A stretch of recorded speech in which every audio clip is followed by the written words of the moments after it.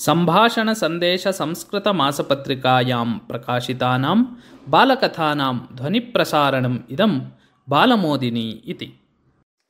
अर्थहीनं वस्तुजातं। शुकदेवः भगवतः वेदव्यासस्य सुपुत्रः।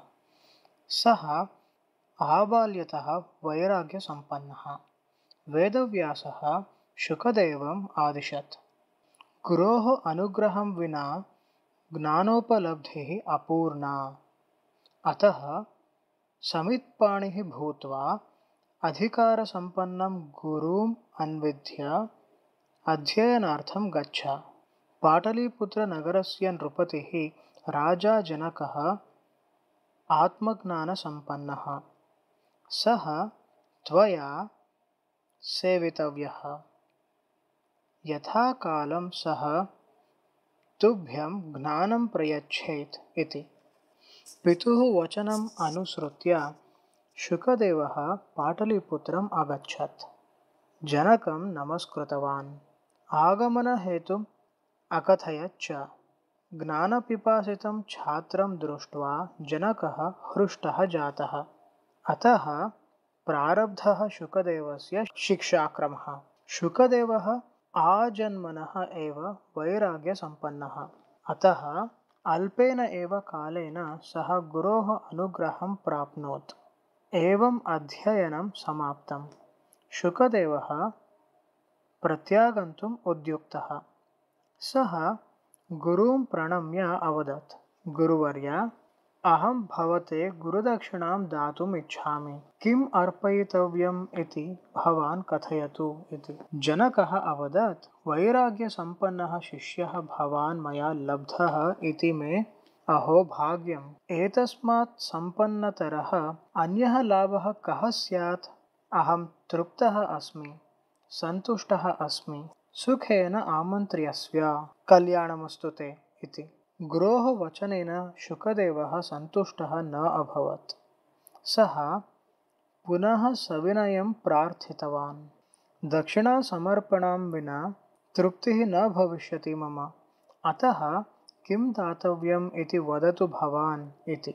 एवं शुकदेवेन गुरुः जनकः वारं वारं प्रार्थितः। अन्ततः जनकः अवदत्, एतस्मिन् जगति यत् वस्तु पूर्णरूपेण अनुपयुक्तं वर्तते तद् आनेतव्यं, मह्यं दातव्यं च।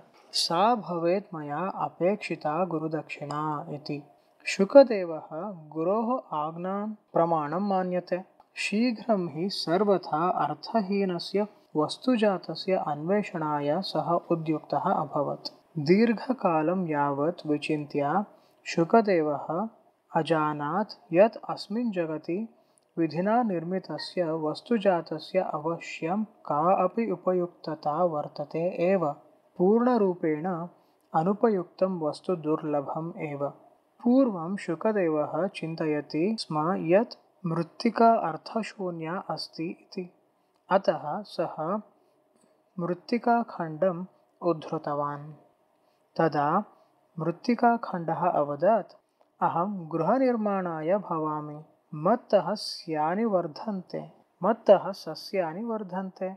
अहं तु सर्वासां गन्धानाम् उद्गममूलम्। इहलोकयात्रां समाप्य सर्वे जनाः मम कुक्षोम् एव विरामं कुर्वन्ति इति। मृत्तिकायाः वचनं श्रुत्वा शुकदेवः अजानात्, अहो, मृत्तिका तु मानवजीवनस्य मूलाधारः एव इति। पश्चात् शुकदेवः पाषाणखण्डं हस्तेन अधरत्। सः अचिन्तयत्, पाषाणस्तु सर्वथा निरर्थकः, क्वचित् सः पीडाम् अपि करोति इति। पाषाणखण्डः अनुक्षणम् अवदत्, अहं मूर्तिनिर्माणस्य उपादानकारणं। मन्दिराणि भवनानि च मत्तः एव निर्मितानि भवन्ति। खाद्यपेयनिर्माणार्थं पुरातनकालात् आरभ्य अहं मानवानां साहाय्यं कृतवान्। मम जीवनं लोकमङ्गलाय एव इति। शुकदेवः विष्ठां दृष्ट्वा अचिन्तयत्, अवश्यम् एषा धृणाविषयः, अतः सर्वथा उपयोगानर्हा इति। अतः सः पर्णपुष्ठे विष्ठायाः अंशं स्वीकर्तुं प्रायतत। तदा सा विष्ठा अवदत्, मा स्पृश्य माम्। ह्यः अहं मिष्टान्नरूपा आसन्। भवतः वासनया प्राप्ता मया एषा अवस्था। अस्यां स्थितौ अपि मानवानां कृते सस्यवर्धनकारिणी भूत्वा अहम् आत्मसमर्पणं कृतम् उद्युक्ता अस्मि इति। विष्ठायाः एतत् वचनं श्रुत्वा आश्चर्यान्वितः ज्ञाततत्त्वं च शुकदेवः गुरोः शरणम् अगच्छत्। अवदत् च, गुरुवर्य, एतस्मिन् जगति ईश्वरेण प्रत्येकं वस्तु मानवलोककल्याणार्थम् एव निर्मितं। केवलेन अहङ्कारेण भ्रान्तिं प्राप्तवान् अहम् एतत् शाश्वतं सत्यं न ज्ञातवान्। एतस्मिन् लोके सर्वथा अनुपयुक्तम्, अतः एव त्यक्तव्यम् एकम् एव वस्तु जातम्। तद् अस्ति अहङ्कारः नाम। निरन्तरं निरहङ्कारः भूत्वा वर्तितुं यत् मनोबलम् आवश्यकं तत् ददातु कृपया इति प्रार्थये इति। तथास्तु इति उक्तवान् जनकः।